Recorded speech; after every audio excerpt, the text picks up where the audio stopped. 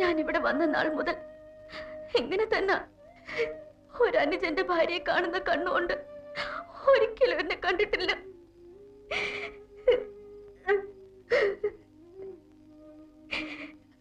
പൊളച്ച, ഞാൻ എപ്പോഴും പറയാറില്ലേ, നമുക്ക് മറ്റെവിടെയെങ്കിലും മാറി താമസിക്കാം.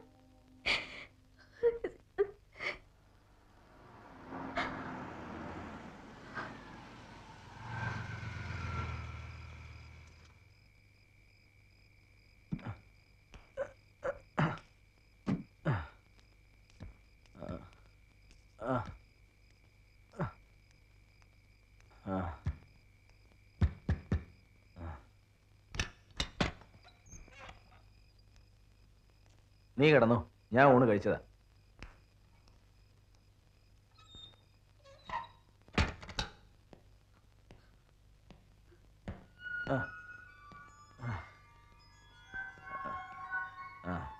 നാൻസി, നാൻസി,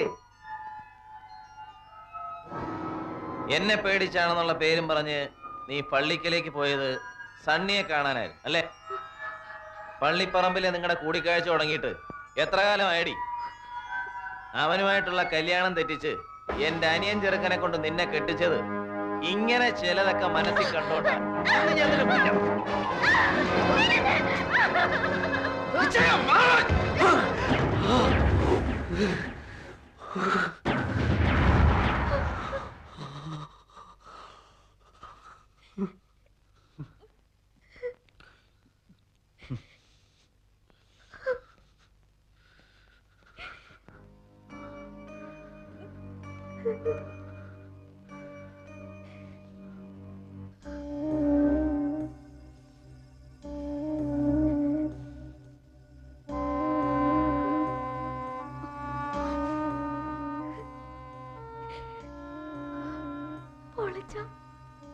ഇങ്ങനെ വിഷമിക്കരുത്. നമുക്ക് എവിടേക്കെങ്കിലും പോവാം. എവിടേക്കെങ്കിലും. ഞാൻ എത്ര വട്ടം പറഞ്ഞതാ പോവാന്ന്. ശരിയാ,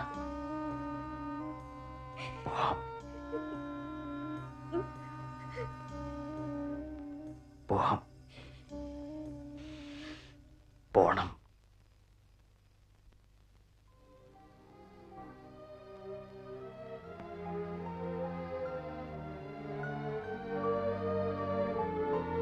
ഇനിയും ഞാൻ എന്താണ് ചെയ്യേണ്ടത്?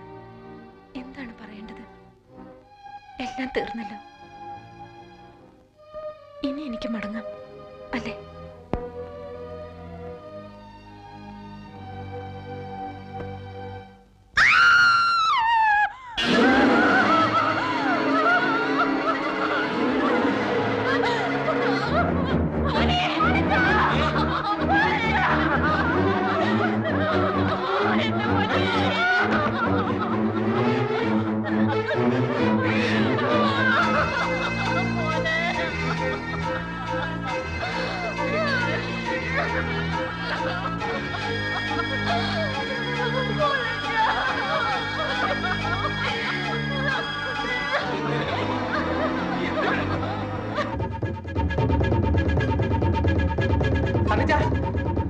സണ്ണിച്ച, നമ്മുടെ പുല്ലാങ്കുന്നിലെ പോളത്തിന് ആത്മഹത്യ ചെയ്തു.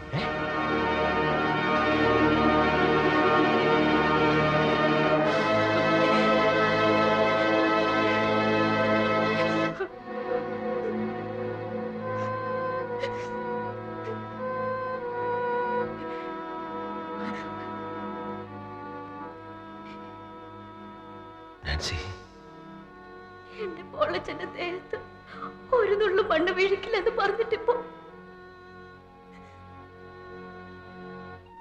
എന്റെ കുഞ്ഞിന്റെ വെട്ടിക്കേറിയ ശരീരം കാണാൻ എനിക്ക് വയ്യ കുഞ്ഞുഞ്ഞെ.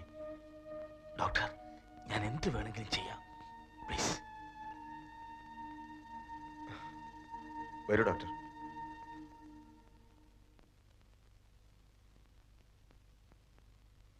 സാന്ദ്ര, ഒരു ഫ്ലൈറ്റ് ടിക്കറ്റിന്റെ കാര്യം സാന്ദ്ര ട്രാവൽ ഏജൻസിയെ വിളിച്ച് പറഞ്ഞിരുന്നില്ലേ? അത് കൺഫേംഡായി. അവരിപ്പോൾ വിളിച്ചിരുന്നു. ആ, നല്ലത്. ഓടി ഒളിക്കാൻ സേഫായ ഇടങ്ങളുള്ളവരൊക്കെ പൊയ്ക്കോളൂ. ഞാൻ ഇവിടെ പോയി വിളിക്കാൻ. സണ്ണിച്ച, എന്തിനായിരുന്നു ഇതൊക്കെ? ആർക്ക് വേണ്ടി? ചന്ദ്രേ, നീയെങ്കിലും എന്നെ ഒന്ന് വിശ്വസിക്കുക. അറിഞ്ഞുകൊണ്ട് ഞാൻ ഇന്ന് വരെ ആരെയും വേദനിപ്പിച്ചിട്ടില്ല. ഇങ്ങനെയൊക്കെ സംഭവിച്ചു പോയി. പാവൻ നാൻസി, കഴുത്തിൽ മിന്നു കെട്ടിയവൻ നഷ്ടപ്പെടുമ്പോഴുണ്ടാകുന്ന വേദന അതൊരു പെണ്ണിനെ മനസ്സിലാവും? ഇല്ല, എനിക്കൊന്നും മനസ്സിലാവില്ല. ഞാൻ എല്ലാവരെയും ചതിക്കുകയായിരുന്നു. എന്റെ അമ്മച്ചയെ, കൂടപ്പറപ്പുകളെ, നാൻസിയെ, എല്ലാവരെയും. അറിഞ്ഞോ അറിയാതെയും തെറ്റുകൾ മാത്രമേ ഞാൻ ചെയ്തിട്ടുള്ളൂ. പോളച്ചന്റെ ദേഹത്ത് ഒരു തുള്ളി മണ്ണ് വീഴില്ല എന്ന് ഞാൻ നാൻസിക്ക് വാക്കുകൊടുത്തു. അവൻ ആത്മഹത്യ ചെയ്യും എന്ന് കരുതാതിരുന്നത് എന്റെ തെറ്റ്. നിന്റെ അനിയത്തെ മുഹമ്മദ് അലിന്ന് രക്ഷിച്ച് മാറ്റി താമസിപ്പിച്ചു. എന്റെ തെറ്റ്. അവളെ അവന്റെ മുമ്പിലേക്ക് വലിച്ചിട്ട് കൊടുത്തിരുന്നെങ്കിൽ അവൻ നിന്നെ അന്വേഷിച്ച് ഇവിടെ വരില്ലായിരുന്നു. എന്റെ അമ്മച്ചിയും മങ്ങന്മാരൊന്നും അറിയില്ലായിരുന്നു. എന്റെ തെറ്റ്.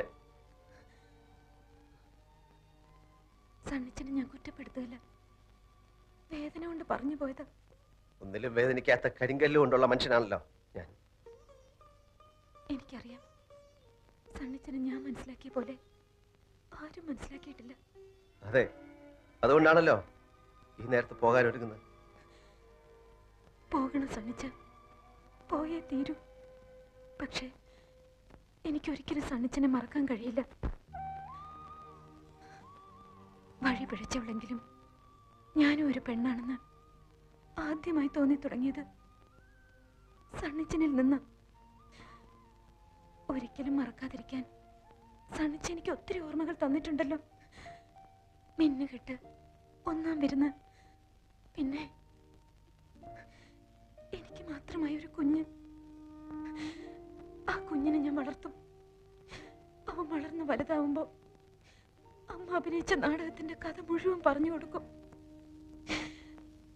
ഒരു വിശുദ്ധ പുണ്യാളച്ചന്റെ സ്ഥാനമായിരിക്കും അവന്റെ മനസ്സിൽ സണ്ണിച്ചനുള്ളത്.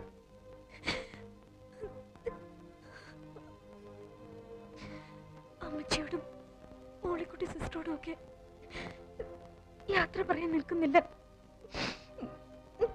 പോയി എന്ന് പറഞ്ഞാ മതി.